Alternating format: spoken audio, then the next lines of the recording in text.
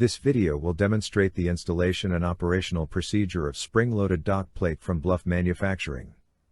The package contains the spring-loaded plate and optional SL kick plates and tapes. For installation, reverse truck into loading position near the dock. Ensure that the vehicle is blocked securely using wheel chocks or vehicle restraint.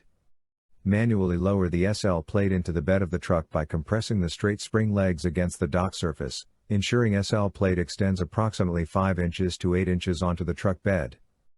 Also make sure the overhead dock door will close without contacting mount plates. Once mounting location is obtained, drill holes for 1/2-inch wedge anchors utilizing a 1/2-inch concrete drill bit. Secure unit in position using 1/2-inch by 4-inch concrete wedge anchors. If the optional kick plates are used, attach the kick plates using these same anchors.